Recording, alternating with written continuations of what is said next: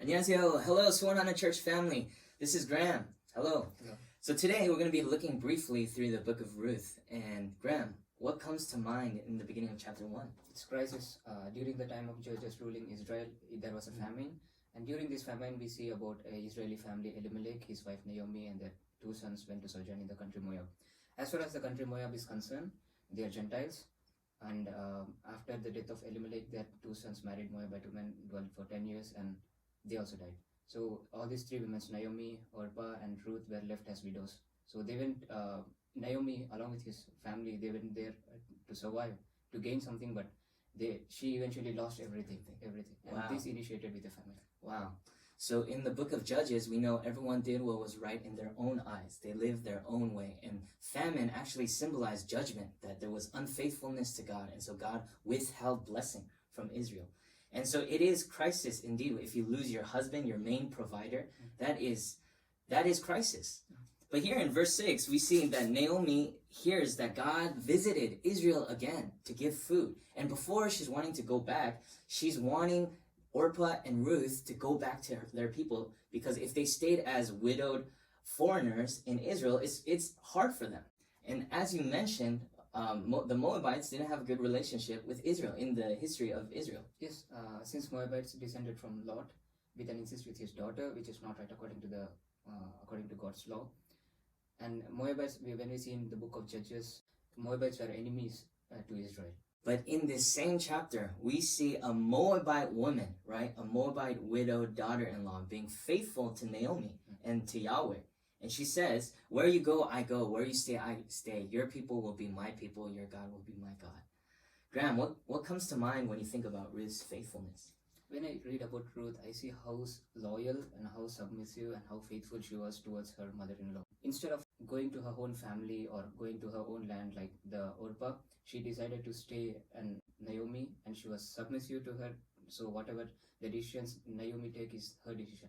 So these two widows don't know how their future life is going to be. Yeah, so much so that when Naomi goes back, she says, verse 21, I went away full and the Lord has brought me back empty. She changes her name to Mara because the Lord has dealt with her bitterly. And this is the picture of the emptiness that Naomi was feeling. And there's this tension. And like every good story with God, there's always this tension, there's always this crisis, and then there's always this fulfillment, this release, this blessing. So God never leaves his faithful ones empty. When we read chapter 2, Boaz tells this to Ruth, that I have been told how you left your father, your mother, and your homeland, and how you came to live with the people you didn't know before. So this reminds me about the life of Abraham, his calling.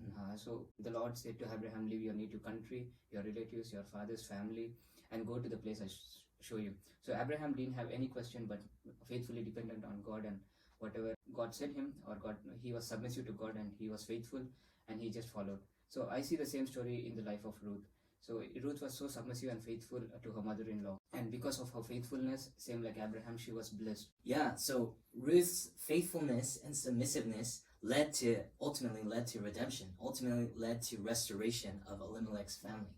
And what's interesting here is, when the Israelites would marry foreigners, other countries, it would always lead the people to serving other gods, to worshiping idols.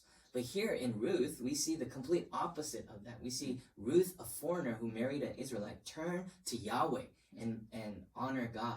And so I think this is actually very fascinating, that this is the complete opposite thing happening here. And what are your thoughts about Boaz? As far as Boaz's physical characterization is concerned, he is not a self-centered person like the other kingmen. He was worthy, he was a protector, he was a provider, and he was compassionate, and he was a man of integrity. So all these characters we see in the book of Ruth. So God prepared Ruth for Boaz in the life history of King David and eventually Jesus. Boaz realized the faithfulness of Ruth and how faithful and loyal she was to her mother-in-law. Ruth found favor in the eyes of Boaz, and he pronounced blessing on her. So we see that in verse 12, saying that the Lord repay you for what you have done, and fully reward be given to you by the Lord. So the Lord God of Israel, under whose wings you have come to take refuge. Yeah, wow. So when I think about Boaz, I think of God's provision. He's someone that has the right to redeem. And he uses this right to redeem Ruth and ultimately continue the line of Elimelech. What's interesting is how Boaz goes through the customs of the Jewish way to remarry. There was actually a closer kinsman that had the right to marry Ruth. But Boaz waits his turn and waits until it is right. And I really find that fascinating, that the way that they get remarried is done the proper way, is done in the way that God designed. Yeah, this looks like the salvation story. God coming into a barrenness and our emptiness of our life, and God sending his only son Jesus to redeem us, to give us salvation. Jesus uses his right of redemption to save us from the emptiness. And this story, the Gentile woman is blessed and being used to bring forth King David and ultimately Jesus. Yeah. And so from the beginning to the end, we see how there is this crisis, this emptiness, and God ultimately brings this crisis into redemption. And we're blessed to see that this is a salvation story, just like you were saying, how there is this crisis, but through Jesus, it's done the right way. He shed his blood, and he redeems us according to the right way and supplies us with blessing. And so Ruth is the model of what it's like to be a blessing to others, and then to be blessed by God, to be redeemed and to be set free and fulfilled by God. And so with that, I hope that this story of Ruth blesses you. God bless you.